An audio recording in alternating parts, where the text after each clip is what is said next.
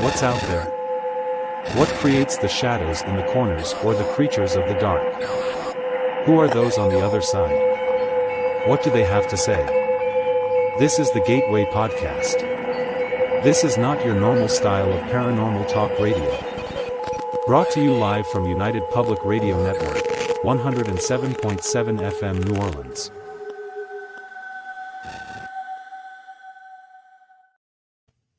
Welcome to this episode of The Gateway. I'm your host, C.L. Thomas. We are broadcast live from United Public Radio Network, 107.7 FM New Orleans. How is everyone out there? I've been doing good. The Las Vegas weather is doing good too. It's been probably, I always feel like I have to tell you guys how Vegas is. It's about 60s to 70s during the day, and it's getting down into the 30s at night. So it's pretty even. There's no wind. There's no anything. It's just really pleasant. It's a good time to be here if you want to come to Vegas. So one of the things, because it is so nice, I've been hiking a lot. And last week I got to meet up with some friends to investigate a ghost town. And I just want to tell you what happened. So during the day, this ghost town has maybe roughly around 50 structures to it, building foundations. And it's pretty during the day, but as soon as that sun goes down, boy, it gets eerie. And my friend, we were telling a couple other witches and things about the feelings that you get as soon as the sun goes down. And they said that they think that shapeshifters happen and that they're coming out of the mountains. As soon as the sun comes down, something unleashes them and they're just all over the place, kind of like elementals or something. I don't know. My guest tonight is actually, I don't want to say he is an expert because nobody in the paranormal is an expert, but he knows what he's talking about. He's done a lot of research. He has a book out called Shapeshifters, A History. His name is John Kachuba. And let me get on here. Hey, John, welcome to the show. Hi, Sil. Thanks. Nice to be here. I'm always horrible at openings for some reason. I don't know why. Well, did fine. So how did you get into the research, first of all? Well, I started off, I started off as a writer that wasn't really necessarily doing any paranormal kind of work. But I grew up in New England, and I lived in Connecticut most of my life until maybe 25, 26 years old. And during the time that I was living there, I lived in the same town part of the time that Ed and Lorraine Warren lived in. And I think your audience might recognize those names. I call them America's godfather and godmother of ghost hunting. But, they were the group that investigated the Amityville horror first and did so much other work in the paranormal field. And so I was always interested basically in history and folklore, and that includes ghost stories. And I was investigating in Connecticut, a place called Dudleytown, which is up in a hill. I don't want to say mountain. Connecticut doesn't really have mountains as such, but a tall hill. And it's basically an abandoned 18th century village. There's nothing there but cellar holes and old wells and things like that. But I was there just for the history of it. And I was taking pictures. And as I was taking pictures of some of these, what was left of these homes and houses and all, I noticed that I was seeing in at least one cellar hole what looked like faces on the film. I'm thinking, it was quite weird. I wasn't expecting that. And I'm thinking, well, it's probably just leaves and all that are forming something that looks like a face. So I enlarged these things. And the more I enlarged them, the more they became truly like a face. So out of the blue, I called the Warrens up and just said, hey, I was up in Dudleytown and I took some pictures and I wonder if you'd have a chance to look at them. And they were so gracious. They said, okay, yeah, come to our house. I had never met these people, They just invited me to their house and they looked at my photos and they were saying, oh, yeah, these are definitely, you have anomalies here. These are definitely, paranormal anomalies. And then they took out their own photo album. They had been to Dudleytown several times, and they had hundreds of photos of mists and orbs and streaks and all kinds of anomalies. So the long story short is they really piqued my interest in doing paranormal stuff, paranormal investigations and all. So I started then a while back, but I didn't start writing about it until I guess my first book was 2004, which was Ghost Hunting Ohio, about ghosts of Ohio, where I live now. But I really say that the Warrens are the ones that spurred me into doing this, that and my love of history and folklore. So got it. So that's really fascinating that you got to work with the Warrens. Yeah, it was really cool. And I got to know them, after a while. What were they like? They were fantastic people. I have a book out called Ghost Hunters, and it's got a very long subtitle.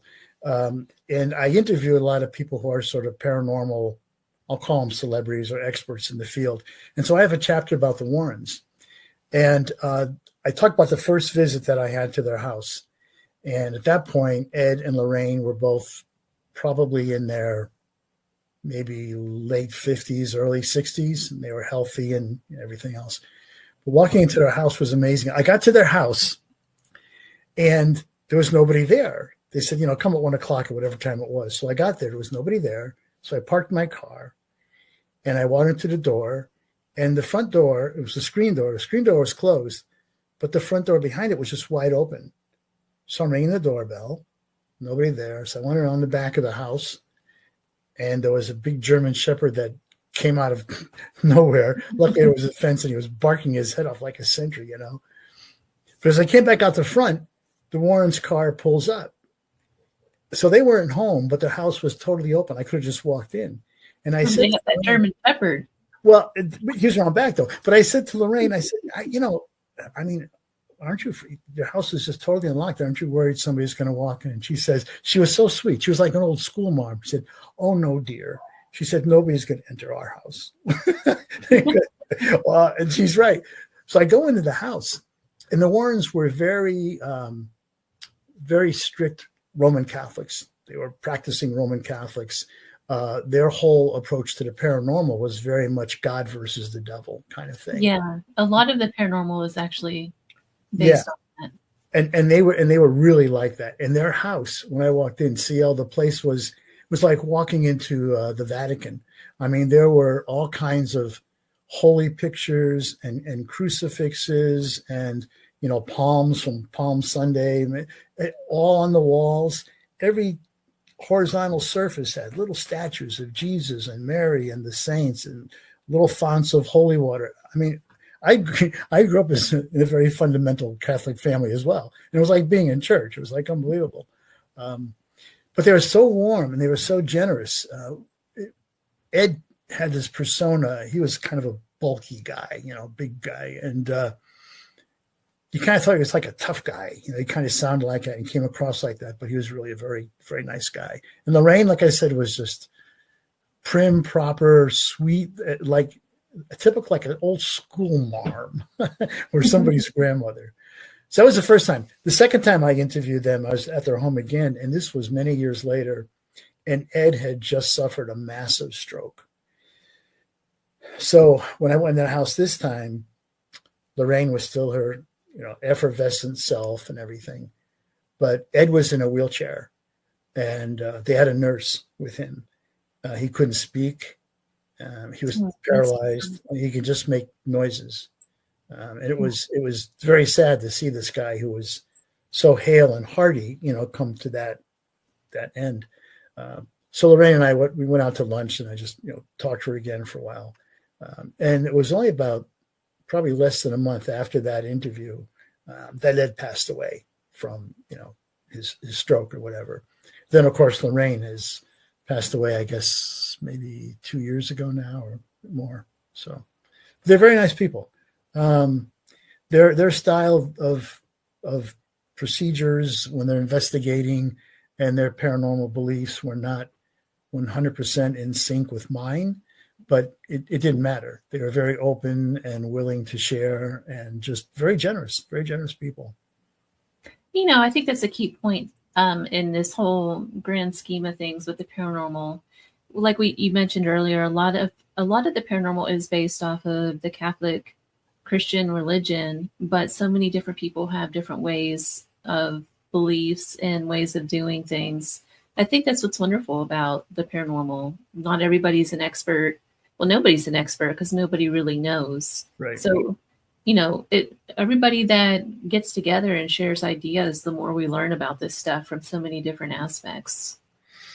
Yeah, I agree. And in the years that I've been doing this, I have worked with, I don't know how many, I'll call them ghost hunting teams or paranormal teams, all across America, but internationally too. And so I've come to meet a lot of different people in the field, gotten a lot of different information from them, a lot of ideas that we've shared. And you're right. I don't feel that I'm an expert. I feel that I'm a student. I'm still learning every day and learning from other people and from my own experiences, So I don't claim to have all the answers. I don't have probably any of the answers. I might have some guesses, but I'm not sure I have any of the answers, So you've done a lot of work with shapeshifters, and that's our topic tonight. And I don't know if I'm not the smartest person in the world, obviously, but I never imagined shapeshifters as anything other than the Native American witches. But there's so much more to these things. Mm-hmm. So what is a shapeshifter, and how did you get interested in these things? Yeah, so I'll tell you how the interest happened. I do a lot of public speaking, primarily about ghosts, because I have 5 books about ghosts in addition to my shapeshifter book. So that's kind of where I started. So a lot of times when I'm doing these events where I'm giving some kind of a public talk at a library or university or podcast or something like that, people will always want to share their experiences, their ghostly experiences, which is great.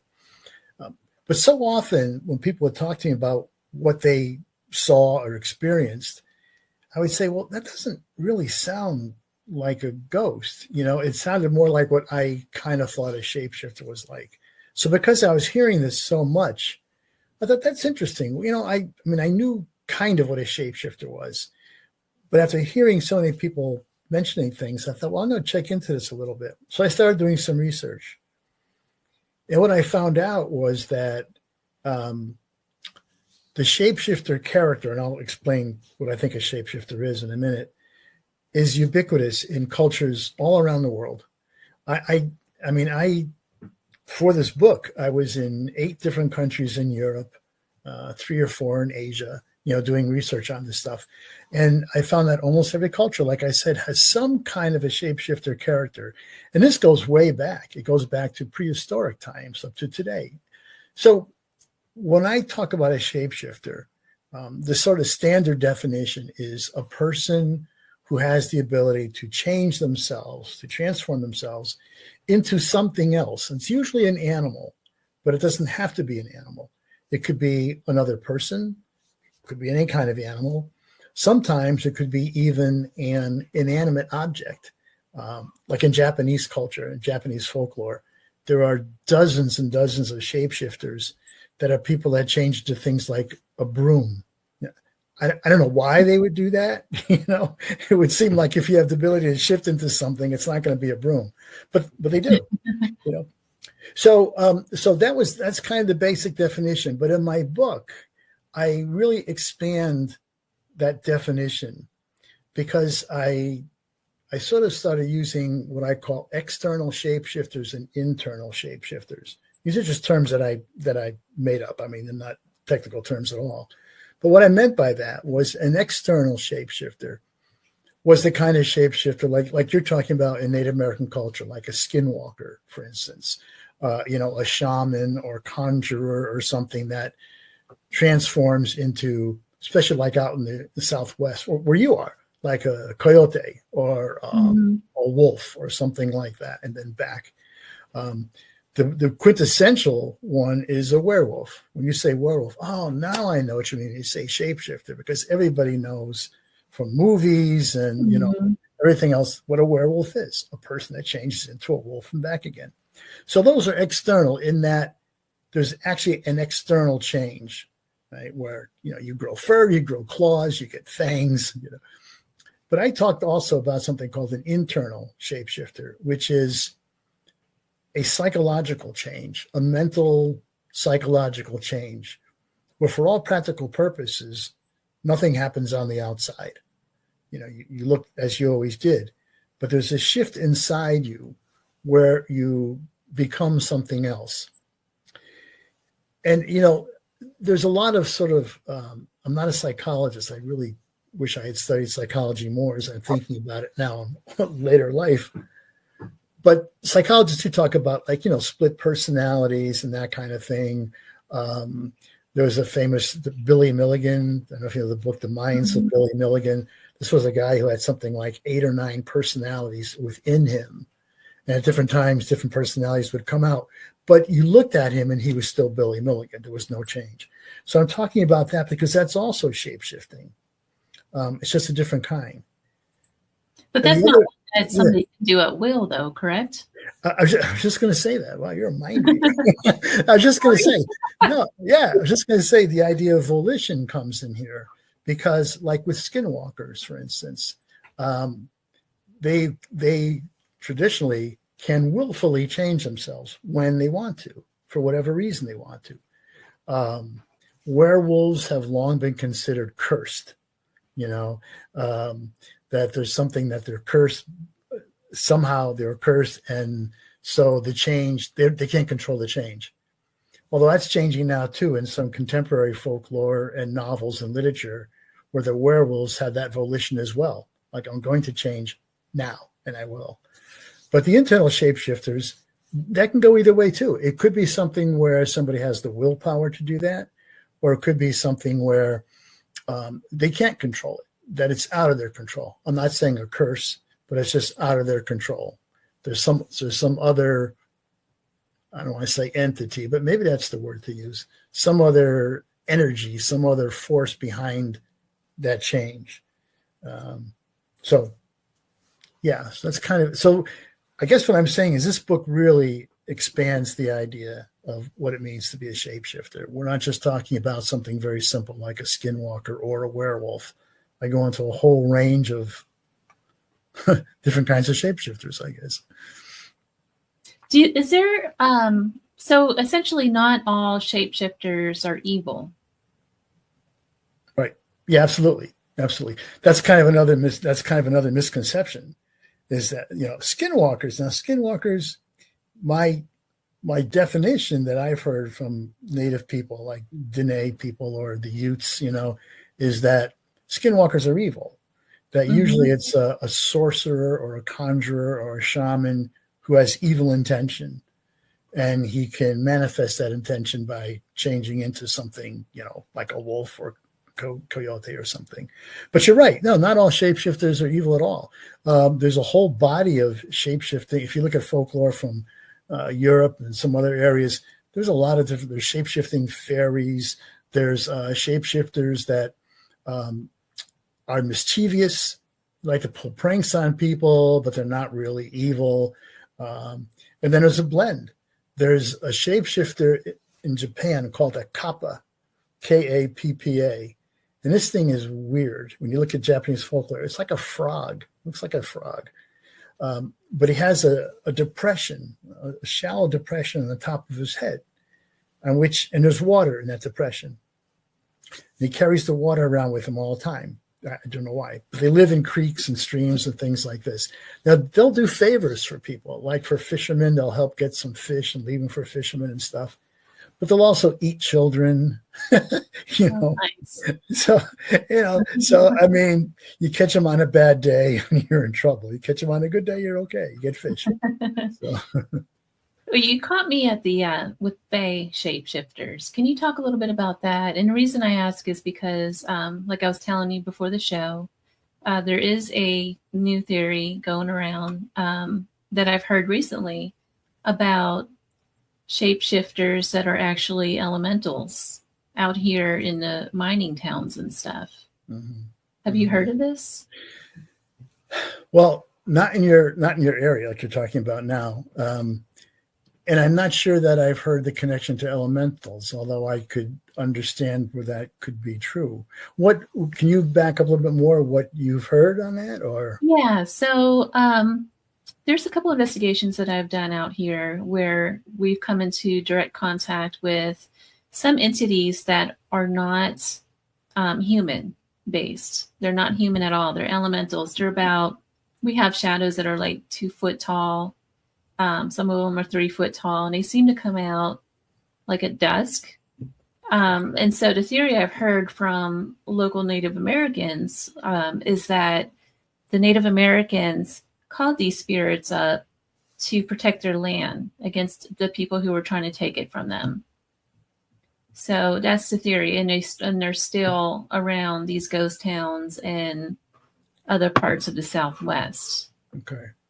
Well, and I think elementals generally, I mean, I think I'm not an expert on elementals, but I think almost universally, aren't they sort of associated with being like guardians of the environment or the land or that kind of thing? Yeah.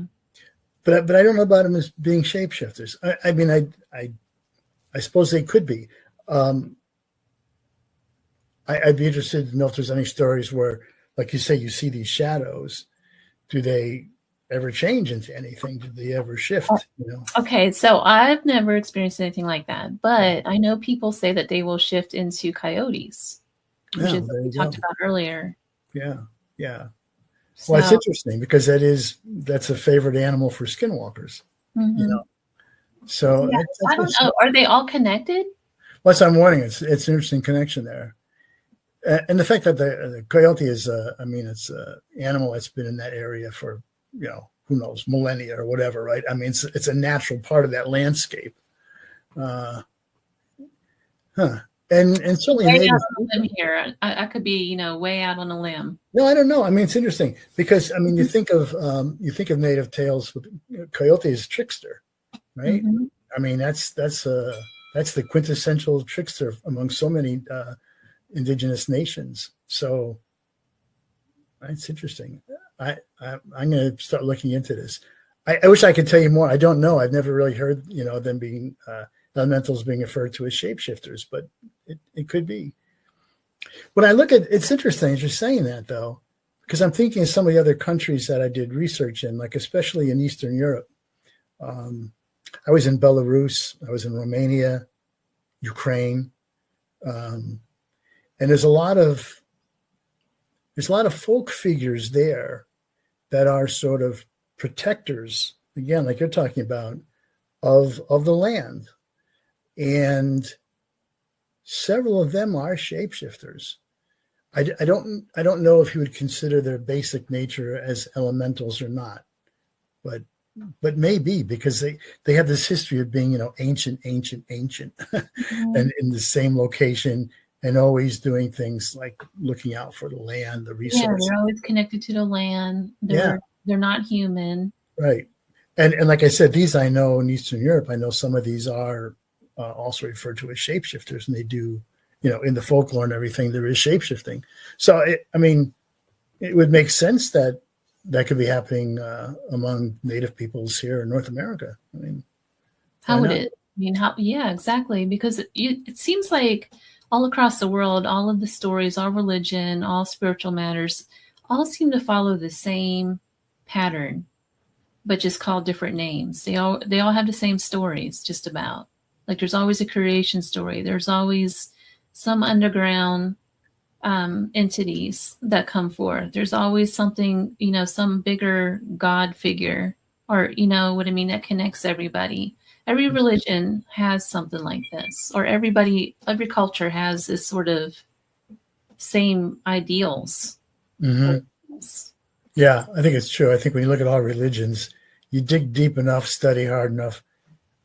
I don't want to go out to a limb and say they're all the same, but in a way they are. They all seem to have the same message and the same grounding, stories that they build on. So tell me about the Fae in Shapeshifters that you were going to mention. Before I dived off into the Native American. What was I going to say? Oh, well, yeah. So there are fairies and fae people in a lot of European folklore that are shapeshifters. In Italy, there's the I think called Donna Fieri, which almost sounds like fiery woman. And there are shapeshifters they're nice. They're fairies, and they will take you on a trip to a city in Italy that doesn't exist. And I cannot remember the name of it for the life of me. I have to go look at my own book to find out what it is. But it's a city that is it's a fae city, and they will shift as to humans and invite you there and take you there, and they're fairies, and you have a great time, and then they leave you alone and they take you back home. So I mean, how do you sign up for that trip? Yeah, I mean, I don't know what that's about. I don't know why they do that, but they do. And there's other ones like that, that rural sort of fae shapeshifters that leave presents of like food and stuff for people, especially like in a lot of the Celtic areas. That's pretty typical, the typical Celtic tradition. So yeah, again, this is what's been new to me, because I think growing up, a fairy was a little tiny female with wings that flew around. It was nice and had a wand. Might give you a quarter or something if you lost the tooth. Yeah, that was a fairy, right? And I never even thought of like the fae, what it was always a fairy. But like I said, as I've started to do all this research, I find out, oh my gosh, that in some traditions, they're also shapeshifters. They take on the form of humans and everything else. Actually, if you think of, get into literature a little bit, if you think of Tolkien, the Lord of the Rings, the trilogy, if you look at the fairy folk that are in there, the elfin folks, I mean, these are not like little tiny people. These are big, strong people, That's interesting. Yeah. The fae, that's another one. They exist in every culture as well. Yeah. All over the place. They're in China as the yin, I think it is, or the din, right? The jinn? Yes, that's what I was thinking. Well, jinn is more Middle East and India and stuff. That's what we say genie. Yeah. The jinn is that's what it is. And then you got gnomes, you have fairies, Christmas elves. Elf on the shelf. Elf on the shelf. Right. He changes. You put him on the shelf, next thing you know, he's somewhere else. So, And that there's a Snoop on a stoop now. Oh, no. Like Snoop Dogg. I don't know if he shapeshifts, though. I don't know. I'll forget one from my dog. Snoop on this. Yeah, okay. So can you talk a little bit about the mythology and religions and shapeshifters? Yeah. So I know we touched a little bit about it, but right. So I mean, you start talking about religions and the basis, and how a lot of them have similarities. Well, this is kind of what I found too, is that the shapeshifter character appears in mythology and sort of more traditional modern religion. And I make the distinction because mythology is, we think of mythology as myth. We think of it as stories, but for the people of the times, the ancient Egyptians, Romans, Greeks, whatever, these weren't stories. I mean, they were stories, but they were stories about their gods. This was their religion. It wasn't myth in terms of the way we think of myth. So I found that the earliest representation of a shapeshifter appears in a cave painting in France, and it dates back to the Neolithic period. So we're talking way back. We're talking prehistory, right? And the drawing, I have it in my book too, it shows what looks like sort of a deer standing on its hind legs with its arms kind of up. But if you look at that deer really closely, you notice a couple of unusual things about it. So instead of having hooves on its feet, has toes. You can see lines that actually has toes. Well, deer don't have toes, right? You look at the eyes on this thing, the head is turned towards you, straight on. And the eyes are like ours. They're bicameral. They're right there. They're not on the sides like a horse or a deer would be. So, and it's got antlers. So people are saying, well, what is this thing? I mean, it looks like a deer, but it looks like a person. So anthropologists believe that what this was a representation of a shaman transforming from a man into a deer It could be an elk. We don't know exactly what it is, a deer, elk, something like that. So you say, well, why would that be on the wall and what's that about? And what they believe was that this goes back to ancient hunter magic, as they call it, which was that the shaman would be getting the hunters together to go out to hunt for the tribe for food. And so he'd be getting sort of prepped for this. And what he would do is, he'd paint this drawing of people transforming into animals. You say, well, why would you do that? Well, if you're a prehistoric person on foot with, a rock in your hand, and that's about all you have to go hunting, the closer you can get to that animal that you're hunting, the better your chances are going to be of bringing it down, right? You don't have a long-range rifle that you can shoot. You don't have a four-wheel that you can chase them around the prairie or anything. You've got to get close to them. So how do you get close to them? You get close to them if the animal thinks that you're one of them. Well, how do you become one of them? Well, you transform, right? You shapeshift. So what they believe was going on here was the shaman would, have the hunters with him, and they get worked up in a frenzy, chanting or whatever, but also, this is the key thing, ingesting natural hallucinogenics from the environment, mushrooms or something else like that would cause hallucinations and cause the hunters to actually believe that they've transformed into that animal. And so now they're prepared to go out and hunt because they can get close to them. So this goes way, way back. And that's kind of religion in a way, this hunter magic thing. You see that in a lot of tribes and things. Yeah. Oh, yeah. Yeah. A lot of indigenous people around the world have that kind of, thing too, especially if there's still a hunter culture or something where they have to go out, and depend on their wits and strength for survival. But then when things get a little bit more civilized in terms of Europe, especially, and you get Greeks and Romans and their whole pantheons of gods and goddesses, you find that there's a lot of shapeshifting going on among the gods.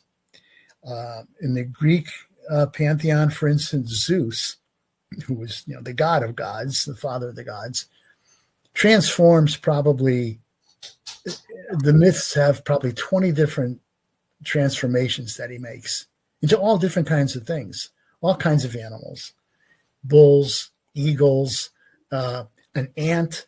He transforms at one point into a shower of gold. He transforms into another woman's husband so that he can be with that woman, and she's thinking she's with her husband and she's with Zeus. So there's all these transformations he makes. And you see the same thing in the Roman culture too. It's gods and goddesses. And the Egyptians, it's all the gods that are doing shapeshifting. But the average person, no. There are no, what would I say? There's no like wizards or sorcerers or witches or whatever with that power in these old mythologies. It comes from the gods. And so the gods can do what they want with it. And a lot of times they punish mortals by changing them into something. Forgot who the woman was, but she was being pursued by another guy for bad reasons. And her protector was a goddess, maybe Athena. And so she transformed the woman who was running away into a tree. So that was it. That stopped the pursuit, and she became a tree. I'm not sure for life. So I'm not sure that worked out to the best of her advantage, but there was that kind of thing going on.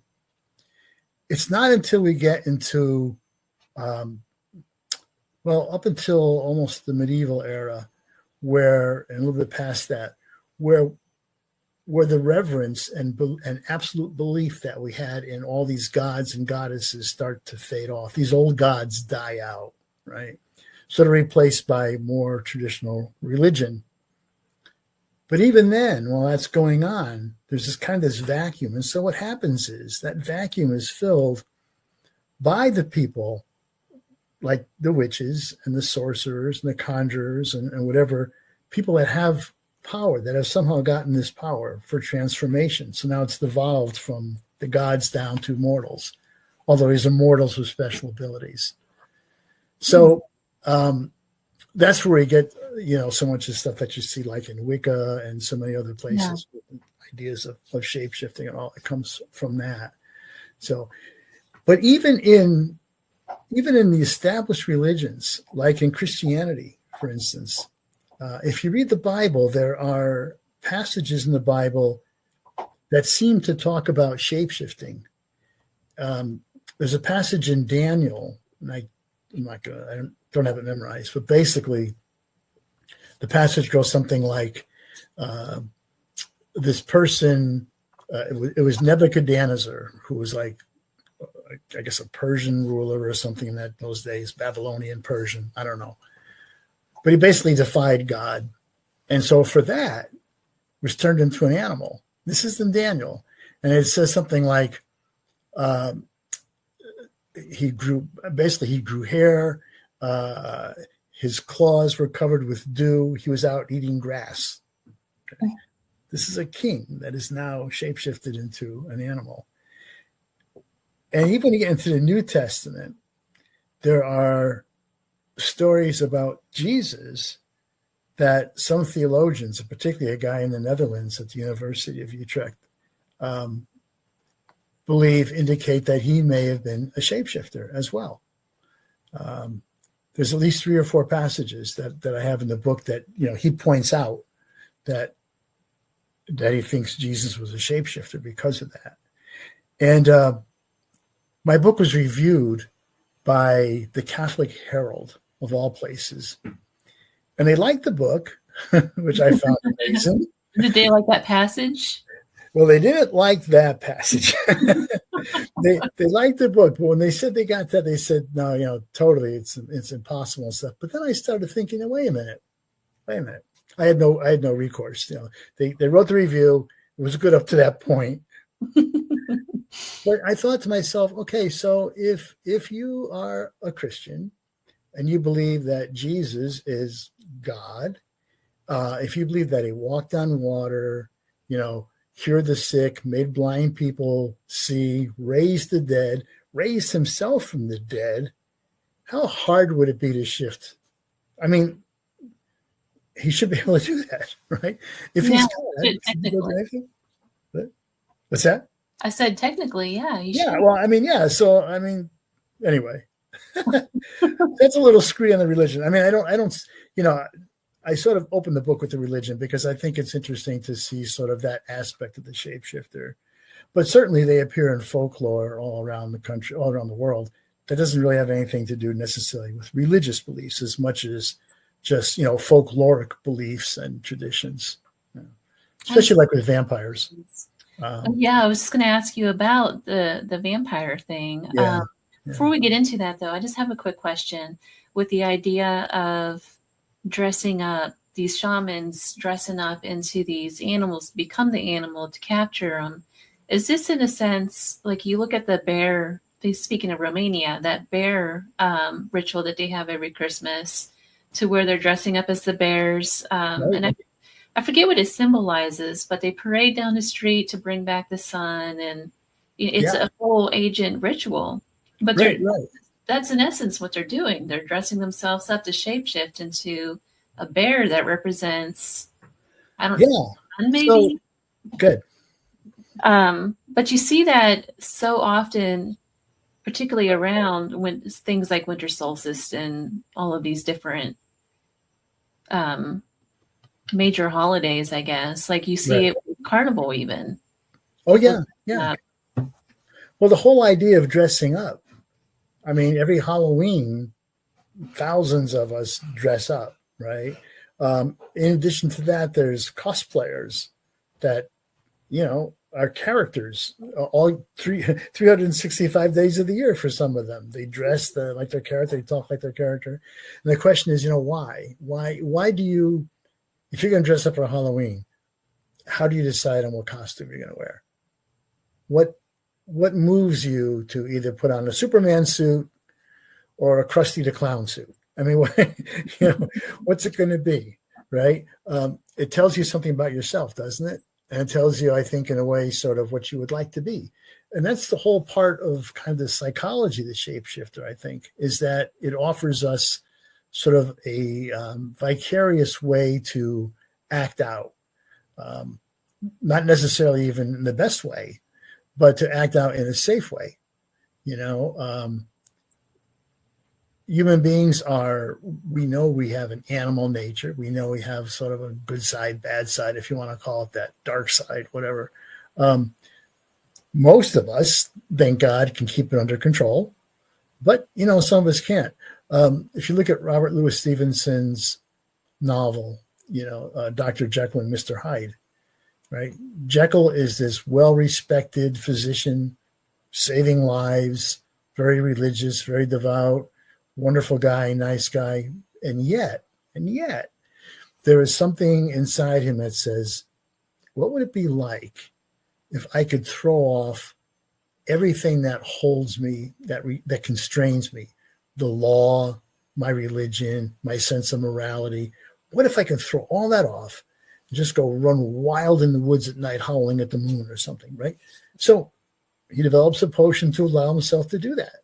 And he becomes Dr. Jekyll, Mr. Hyde, who is this horrible, reprehensible person that ends up murdering somebody. And Jekyll finds out that he can't control it anymore, and he ends up killing himself. So there's a shapeshifter. And that story is a really great story if anybody's interested in shapeshifting, because it really kind of talks about that psychology. And I think that's a big reason why the character is so popular still, because it gives us a chance to identify with somebody that's running around in the woods. Maybe you'd like to run around in the woods, but we don't. So you can do it by reading a novel, watching a movie about werewolves, dressing up on Halloween and pretending you're a werewolf or whatever. I think it's culturally, it's so romanticized now to just the idea of becoming something else that's immortal, or the vampire in Rice's series. How great would it be to live multiple lives like that throughout the centuries and acquire the wealth and everything that was done with the characters in that book? Right. And then what was you look at Twilight and that series, and all these vampires are glamorous and rich, and, culturally fluent, and they're just wonderful people, and they're vampires, But so yeah. You've been to Romania. I got to hear about the Romania stories. That's you've been there. Well, what I did for Romania primarily was obviously the vampire story, because of Dracula, right? And Dracula, I think probably most of your audience knows this, I would imagine, is based somewhat on an actual medieval prince, Vlad the Impaler, Vlad Tepes, that's his real name, but they called him Vlad the Impaler because he liked to impale all his enemies on 12-foot poles, which was pretty disgusting. Pretty disgusting way to go. But so I was trying to follow that. So I followed all the sites. I went to all the sites that were affiliated with Vlad himself. So like in one town, I went to the house where he was supposedly born. Yeah. Singer Sora. Yeah. Have you been there? Have you been there, Minnie? Oh, yeah. Okay. So I know all these places. Yeah. And I went to the burial site, in Snagov on the lake. There's several burial sites there that all claim. Yeah. Well, the interesting thing about Snagov is there's this, did you go to Snagov at all? I mean, it's this little, beautiful little tiny chapel on an island. Mm-hmm. It's great. But then, you notice that, okay, there's this slab there and it's supposed to be his grave. And then you realize that in the 1930s, some anthropologists opened the grave for whatever reason. There wasn't anything in there. So you might have shapeshift out of there. Yeah, well, I mean, that's the question. If he really was there and he's not there now, where is he? So, but it was interesting. Yes, I went to all those locations and I got a chance to talk to a lot of the people. I had some Romanian friends and got to stay in some communities and everything outside of not being in hotels, And what I found that there's the Romanian people have different viewpoints on vampires, and especially on Dracula, or even on Vlad, who was, like I say, a real historical character, because some of them if they are of Hungarian descent, which is pretty typical up in Transylvania, especially in that area, Vlad was not very nice to people of Hungarian descent. He was sort of a different strain and killed a lot of them. So when those people today who are still speaking Hungarian and are still actually being discriminated against by the Romanian government in a lot of ways, when they hear tales about, Vlad, the hero, and all this kind of stuff, they don't have anything to do with it. But then other Romanians go, yeah, he was a national hero. He defended us against the Turks, against, the Mongols, against a bunch of people. Okay, so he killed a lot of people, but, I'm not sure how the story connects, though. I'm not sure how Bram Stoker, the author of Dracula, how he actually was able to connect Vlad with Dracula, because I don't know stories. That's like a whole literature conversation. I know. We don't have to have it. We don't have to have it. I'm a writer. It's interesting to me. I mean, Bram never even steps foot in Romania, and he ends up That's right. creating this dynamic and putting Romania on the map, as far as I'm concerned. Oh, yeah. Oh, for sure. Nobody. I mean, I don't think any Americans would go to Romania right now if it wasn't for Dracula. Yeah, agreed. It's a beautiful country. I mean, you've been there. It's a beautiful country. And it is. It's gorgeous. And the thing about Romania is that the people there they're so nice, but they're very superstitious. Oh, yeah. So a lot of them, they will not go outside at nighttime. They're very fearful of land spirits, and I forget the name of the witches that they believe that roam the woods around there. There's a name for them, and I forget. Yeah. But they're very superstitious. You can see it's intertwined in all the houses, especially when you go out into the villages. You'll see like the intricate work on the houses. That's all carved, hand carved, even by the house person, because they want to protect the house from evil spirits. Yep, absolutely. There's actually, this is interesting that we're talking about this now, because Christmas is coming up, and there's an old belief in Romania and in some other Eastern European countries that if you are born on Christmas Day, you have an excellent chance of becoming a werewolf. And you say, well, why? Well, because Christmas Day is when Jesus was born, right? So if you're, horning in on his birthday, he's not going to like that. So if anybody born on Christmas Day, they still think, well, there's a chance that this person may end up becoming a werewolf. And there was even a Swedish pastor in the 16th century that wrote this whole kind of story about what happens at Christmas in Romania and other sort of Eastern European countries around there, which is that he says werewolves get together. Like you're talking about like a witch's coven. This would be like a werewolf coven that they get together at Christmas, and they go to isolated, like rural villages. They go to isolated farmhouses and all, and they attack them, and they kill people and eat them. So Merry Christmas. A lot of Christmas though has that. I'm putting out a magazine either tonight or tomorrow morning, and it's about pagan Christmas. And, you don't realize how un-Christian Christmas really is. Well,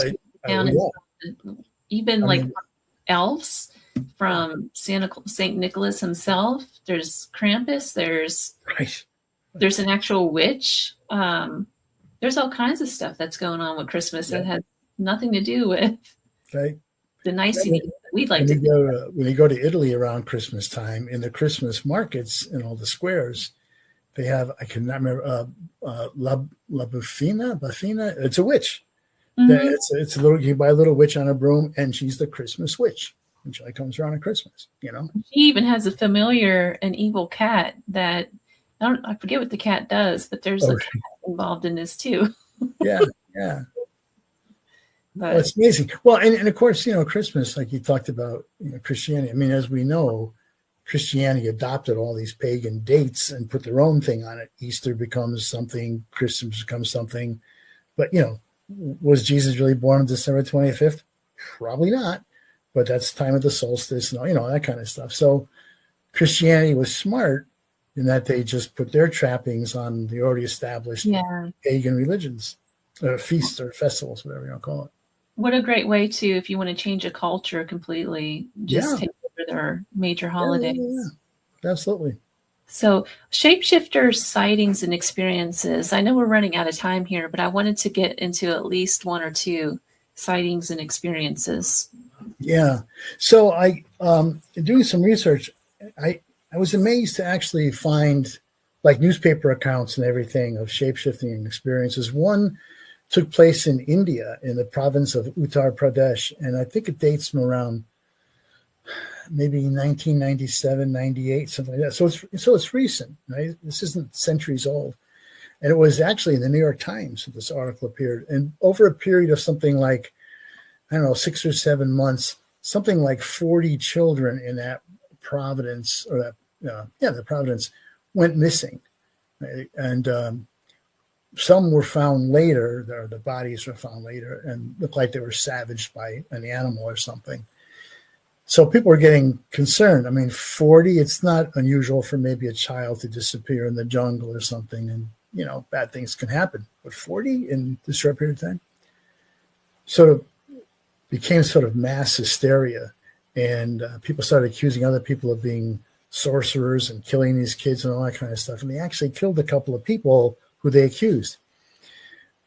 But what they thought was happening was they were talking about being attacked by an animal. And so the New York Times account the reporter interviewed some people there. And they interviewed like a 12-year-old girl. And she said that she saw her brother, like 4-year-old brother, carried off by, she called it a man wolf, not a wolf man. She called it a man wolf. The reporter asked her what it looked like. And she said, well, it was tall and hairy and furry. It ran on 2 legs like a man. And it grabbed my little brother and it just ran off with him. We haven't seen him again since. And there was a truck driver interviewed. He said that he saw something like that run across the road. Anyway, this happened. This was going on for about 6 months, and it just stopped after a while. Nobody saw whatever the thing was, either disappeared, died, was gone. I don't know, left, who knows. But the interesting thing was nobody actually saw a transformation, but they clearly described what sounds like what we would say like a werewolf or something. They described it as, man-sized, running on 2 legs. And that's an account in the New York Times.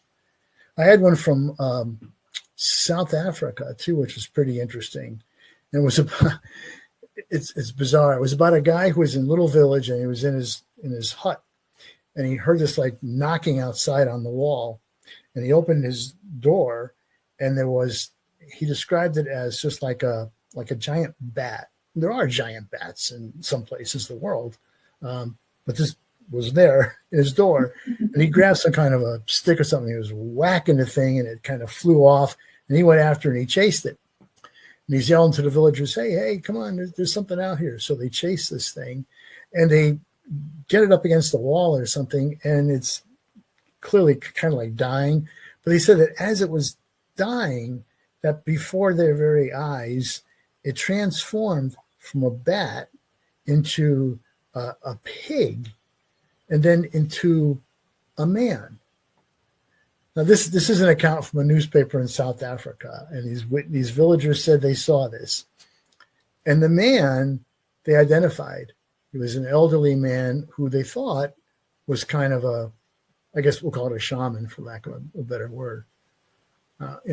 So you've got witnesses to this thing, and it just sounds, I mean, I hate to say it, but it just sounds so incredible that, like, really, but there it is. I mean, so there's stories like that. There was a story out of London. Again, I think of the movie Werewolf in London, because there was sightings of what they called an old striker. And it was like this big wolf kind of thing that several people saw in London. And again, running sometimes on 2 legs, and like clearing fences that were like 8 feet tall or something, just like, hopping right over. So anyway, those are some. Wow. Yeah. There's more in the book, but So where can people buy your book? Well, hopefully it's in some of the bookstores, but it came out in 2019, so it's been out a while. But it's certainly on Amazon. It's on any online vendor, Barnes and Noble, any of those people online. And it might be in your local bookstore too. If not, you can ask for it and they can get it through there too. All my books are pretty much available that way. And what other books do you have? I know you said you've written several on the paranormal. Yeah. So, I mean, the best thing is my website is johnkachuba.com. Pretty easy. If you go to that, all my books are listed. But I have 2 books about ghosts in Ohio called Ghost Hunting Ohio on the Road Again, Ghost Hunters, which was the book I told you about celebrities, Shapeshifters, a paranormal novel based on a real location in Connecticut, the one I spoke to you about earlier called Dark Entry. And that's what the novel is also called, Dark Entry. And I have a paranormal novel for middle grade kids, which is the first time I've written for that audience, based on a location here in Ohio. It's called the Loveland Castle. And it's a castle that was built by one man over 50 years. And it's beautiful. It's a 1/4 scale size castle. It's incredible. And it's haunted. So I have a story there too. And I also have other ones that have nothing to do with the paranormal, but those are.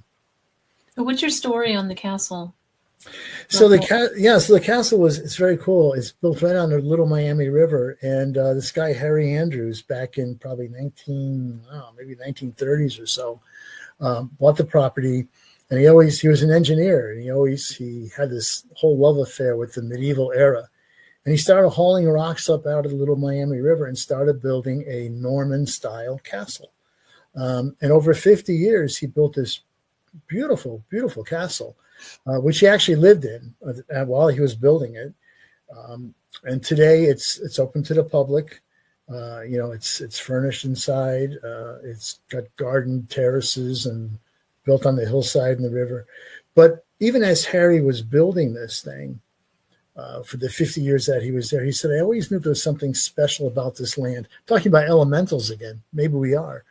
He said, I know that even as I was building this, I would see figures in the hillside and in the woods around the place. And I always thought of them as kind of, benign, sort of comforting spirits in a way. And he talked about seeing a woman rise up out of the Little Miami River one day, just slowly lift out of the river and kind of drift across the water. So he said they were there and that they were in the castle, and Harry passed away around, 1989, 1990, something like that. And some people say that he's still in the castle that he loved and lived in. So I created a story and set these 2 12-year-old boys in it, and it's at the castle, based in the castle. And some schools have used it here as a 4th grade reader and stuff. So it's been a lot of fun. Really cool. Well, John, thank you so much for taking the time to come on tonight. Thank you, CL. It's been a pleasure. So, I'll have you come back to discuss your other work. Anytime. And there you have it. That's John, and our show was on Shapeshifters. You've been listening to The Gateway, your portal to the unexplained, the mythical, and otherworldly, broadcast live from United Public Radio Network, 107.7 FM New Orleans. I'll be back next week. See you soon.